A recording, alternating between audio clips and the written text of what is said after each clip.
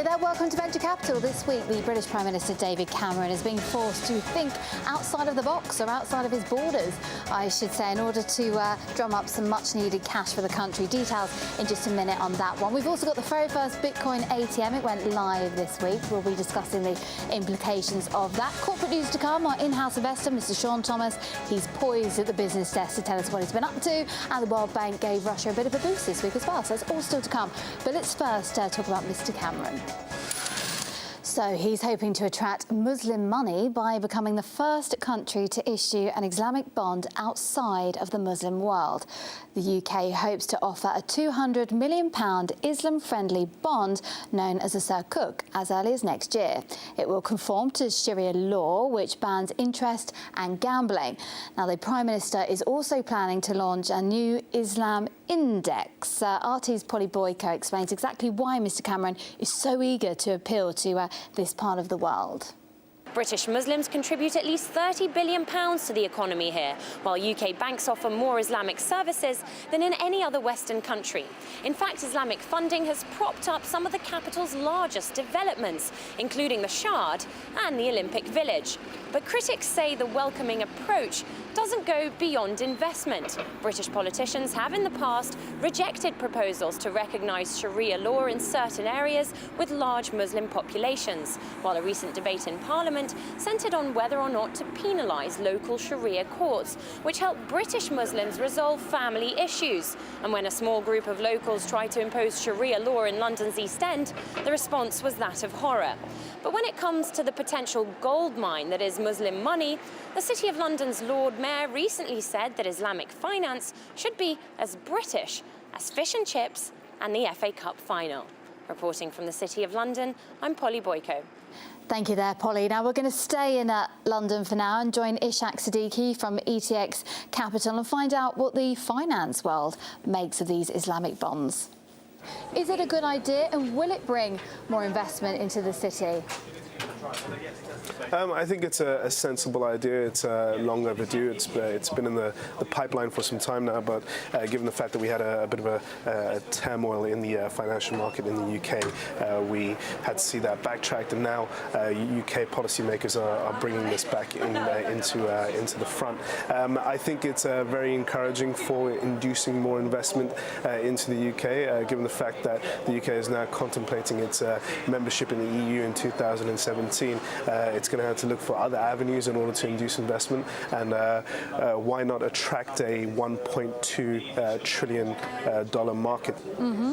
And what about potential problems, though? Could there be any with their introduction? Mm-hmm. Islamic finance is a whole new beast when it comes to your traditional forms of Western banking, and there is a slight concern that it may take over the Islamic financing system, could cannibalize that, given the fact that there is an issue with interest when it comes to Islamic finance. Interest is strictly prohibited. There are certain attitudes, people saying, oh, we don't want these Islamic bonds, we don't want foreign takeovers, especially when it comes to things like football clubs or Harrods, whatever it may be.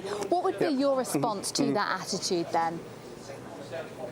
Well, I think that attitude is not placed accurately. I think a lot of people need to do their diligence on Islamic finance and what it actually means. It's not something. It may sound a little scary given the fact that it's quite new and unheard of in the Western world, but really it's going to induce far more investment in the UK. We've already seen that with the likes of the Shard building in London Bridge. We also had that with, like you said, Harrods, and also at the same time the Olympic Athletes Village during the 2012 Olympics. It's going to create more jobs in the UK, which is very key when it comes to monetary policy and economic health for the UK going forward. We know that the Bank of England have a target in place for unemployment, so more jobs is better for the UK economy. Okay, Ishaq Siddiqui there from ETX Capital. Thank you for your take on the matters from the financial world, giving us an insider's view. This week, the very first Bitcoin ATM went live in a cafe in Vancouver, Canada. So now people can actually exchange the digital currency for cash while enjoying a cup of coffee. So just to recap then, Bitcoins are stored in an anonymous online web wallet. The system is totally separate from any bank or government. Users can buy products and services online or in a handful of stores if they want to, and can exchange it into other currencies as well, so say the US dollar, for example. So are we now entering a new virtual currency? Well, I'm now joined by Dr. William Wilson here from the Skolkovo Business School to help me understand this. So, does this mean that the Bitcoin is finally becoming more mainstream? Yeah. Well, the Bitcoin is far from becoming mainstream. The fact is, most merchants in the West will not accept it, aren't even familiar with it. That said, the currency was first issued as recently as 2009, so it's only 4 years old. But in that 4-year period, I think it's been very successful because the market value of the Bitcoin against all other currencies, the US dollar, the euro, the Japanese yen, has risen enormously. So the market the ultimate judge of value over the past 4 years has said, I like the Bitcoin.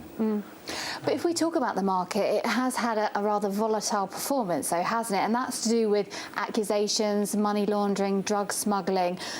It could be doing better, though, the Bitcoin. I think that's fair to say. Yeah. With any asset, if there's not much liquidity, there tends to be a lot of volatility in prices. Right now, there are only 11 million Bitcoins in circulation, so to speak. Yeah. So as the Bitcoin becomes more widely used by merchants, you'll see the price volatility begin to drop over time. And can we delve into how you get hold of a Bitcoin? Because as I understand it, with this ATM in Vancouver, you still have to already have an account, don't you, a Bitcoin account? Yeah. So how do you get them in the first place? Yeah. I know it's very complex. But it's a bit complex.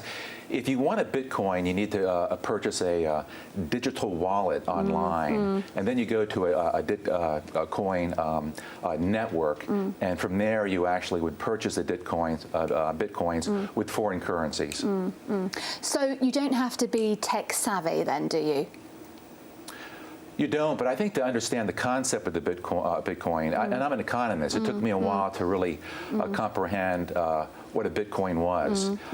I think that most users have to be pretty tech savvy. Yeah. I couldn't picture my parents using it. No, that's what I'm thinking with my mum.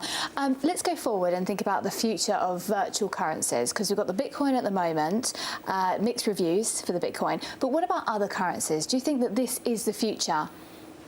Yeah.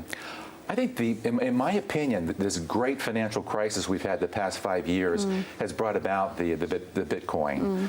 The fact is, you look at the U.S. dollar, the world's great reserve currency. The U.S. debt now is 100% of GDP. 2 weeks ago, we came within 12 hours of defaulting on our debt. We know all the problems that the Eurozone is having. The other major reserve currency, of course, is the Japanese yen. Their debt is over 200% of GDP. So the market is saying at some point, these governments will print money to pay for their debts, which will cause a depreciation of these currencies. And the market's worried about that. And so I think as a consequence, what you'll see is a lot more of these digital coins coming onto the market over the next few years. Thank you there to Dr. William Wilson there from the Skolkovo Business Hub, giving us his take on the Bitcoin. It seems that everyone's got an opinion on the coin, whether it be good or bad. And I spoke to Daniel Bruno.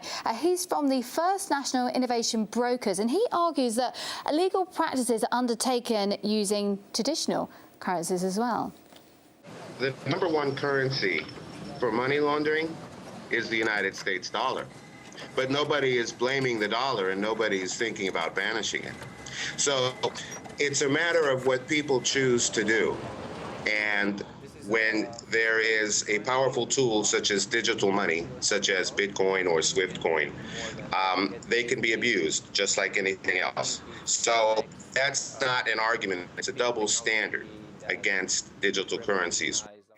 All right, time for corporate news now then. And the world's leading brand consultancy, Interbrand, says that the Gazprom trademark is Russia's strongest brand with an estimated value of $39 billion. The gas giant accounted for almost half of the combined value of 40 brands in the study. And Russia's state nuclear energy corporation, Rosatom, has won a contract to build and operate the first nuclear power plant in Jordan. The $10 billion reactor project is one of the world's first since the disaster at Japan's Fukushima in 2011. All right, staying with Russian business then for now. We're going to join our Mr. Sean Thomas. He plays the Russian stock market with company cash, my favourite part of the show. Sean, you're back in Moscow. What have you been up to? How's trading? Indeed. Well, the trip was great. The trading, not so much. Things this week, whether it's a technological glitch or something, it's just not going the way it should go. In fact, Yandex, that's what we were in. Overall, they've been going gangbusters. However, this week, they're down 4.5%, which means I took a thrashing. I was taken to the cleaners, and I lost $454, which brings my grand total down to $9,000, $476. Oh, that's just not good. That is a battering, Sean. That really is not good at all. And you're still smiling, though. I love it. You've lost money, but you're smiling. Well, you know, it's one of those things. You got to keep a positive attitude about the whole thing. Actually, I have an idea. Since I'm not doing too well on my own, and this is sort of a game that we're playing, why don't we do the whole phone a friend or the ask the audience thing? I know that we post this show on YouTube and also onto RT.com. If anyone out there who's watching has any ideas on Russian stocks, send them to us in the comments. I'll be happy to take a look. Maybe that can help me get on track for next week. But I'm looking, you know, I know that we were talking about Gazprom earlier in the show and how it's kind of this big Russian brand. I think I'm going to go in, try and get on that brand recognition and do Gazprom for this week to see if I can recoup some of my losses. OK, that sounds good to me, Sean. And, you know, you say you're an amateur and all of that, but you're about 3 months in now, so we want some results. We really do. And I think that you've been partying and jet-setting too much. A little too much. You need to rein it in, boy. Oh, all right. All right, then. See you next week. Take care. And the World Bank has revealed its annual Doing Business report. And Russia has advanced 20 places. But there's no need for a party just yet, because at 92nd place, there's still a long way to go. But at least it's in the top 100 and ahead of China as well, which came in at 96, would you believe? Russia was also named one of the top 3 countries in terms of having improved its business climate in the last year. Now, Singapore got the top spot for the best place to run a business for the 8th year in a row. All right, that is Venture Capital done and dusted for this week. I'll see you next week. Thanks for joining me. Goodbye.